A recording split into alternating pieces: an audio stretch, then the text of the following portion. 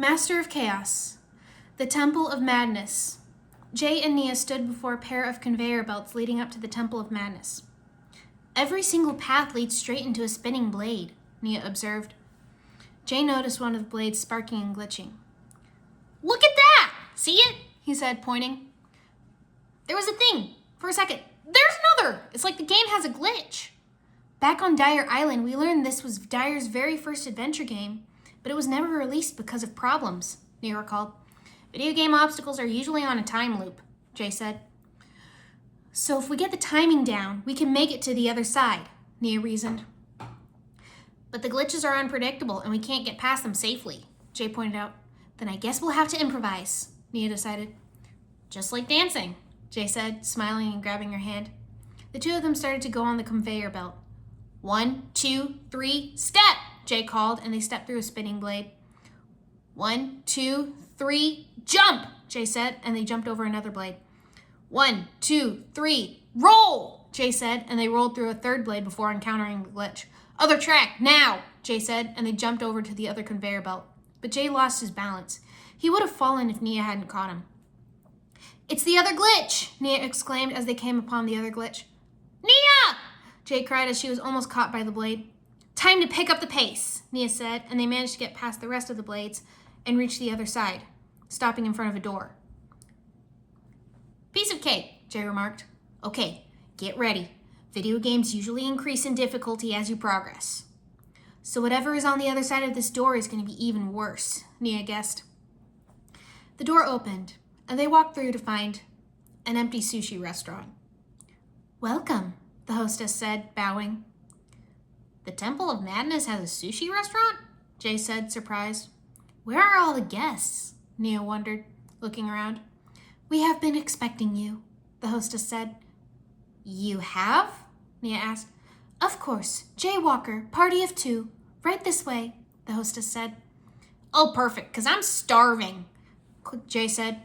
Jay, it's a trap, Nia said. No, it isn't, he replied. Lots of games have areas like this where you can recharge or power up before you have to take on the boss. Are you sure? Nia asked. If this was a trap, they'd have come up with something a little more dangerous than a sushi restaurant. Trust me, Jay said as they were seated. May I tell you today's specials? The hostess asked.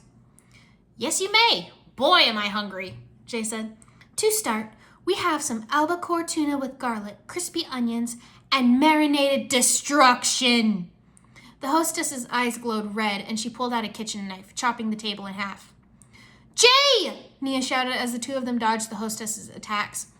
Unagami welcomes you, the hostess snarled, throwing her knife at them. It got lodged in the door behind them. Ha! Not too smart, throwing away your only weapon, Jay taunted. The hostess pulled out 2 more knives out of nowhere. Hey, no fair! There's no logic to this level at all, Jay complained. It's not a game, Jay. Take her out, Nia said to him. Also on special today, Monster Sushi, the hostess said, pulling a lever and starting up the conveyor belt, bringing out several plates of sushi. Nia picked up a chair and slammed it against the hostess, slamming her into the wall and defeating her. She then turned to Jay and saw him on the ground, the sushi attacking him. Jay! She started pulling the tiny sushi monsters off him. He finally managed to shake them all off and stood up. A door opened and 3 sushi chefs emerged from the kitchen, attacking with plates and knives. Jay and Nia got out their weapons and used the tables as a shield, and they took out 2 of the chefs. The third one threw a mace at them, and they dodged. The monster sushi started to surround them, stacking on top of each other. Oh, if only it were a pizza joint. Pizza would never betray me like this, Jay wailed, slicing at the sushi. You can't kill the sushi roll by slicing it. You just make it a smaller portion, Nia exclaimed. Then keep doing it till they're bite-sized, Jay said, and the 2 ninja kept slicing the sushi up smaller and smaller. Then Jay collected all the pieces into a bowl. Anyone for seconds? He joked. The third sushi chef filled the room with steam, obscuring their vision. Oh, great. Now what? I can't see a thing, Jay said. Just get ready for anything, Nia said. The sushi chef slowly emerged from the steam. To be a master sushi chef, you must apprentice for years, becoming an expert at every aspect of the sushi dinner, from ingredients to preparations. to table settings, and that includes chopsticks.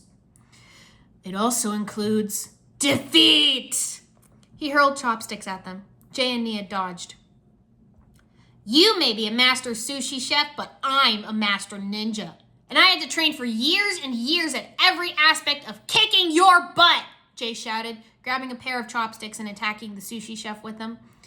This guy's fast. A little help? He called. How about some wasabi?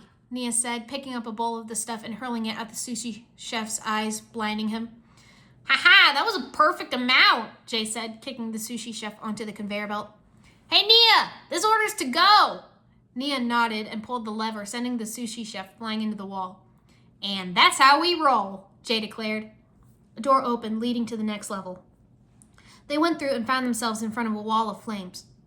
A firewall, the last obstacle between us and Unagami, Nia said. There were 3 slots in front of them, and they inserted the katanas into them. We made it.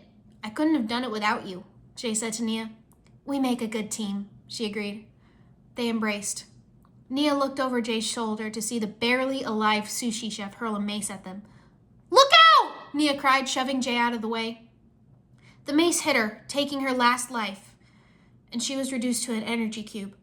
No! Jay screamed, picking up the mace and throwing it at the sushi chef, taking him down for good. He ran over to the energy cube that was the love of his life. Nia, no! He knelt in front of the cube, cradling it in his hands. I can't do this alone. Don't leave me. He pressed his forehead against the cube, tears streaming down his face. I love you. Save your weepy sentiments for players who can hear you. Give up now or you'll simply become an energy cube like all your friends. Nothing more than fuel for my manifestation gate, Unagami declared, his voice echoing.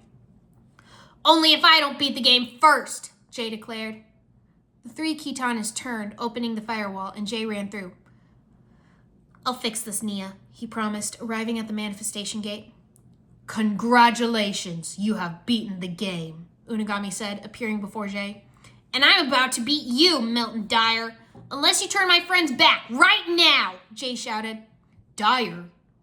Unagami asked. Yeah, I know who you are. We figured it out, Jay said. So let's drop the whole Unagami thing and just call you...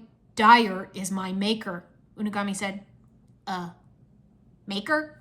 Jay repeated, confused. The one I seek. The energy cubes will allow me to open a portal between this realm and the realm of the maker, so I may confront him, Unagami said. Dyer is your maker? Jay repeated. He was having trouble wrapping his head around it all.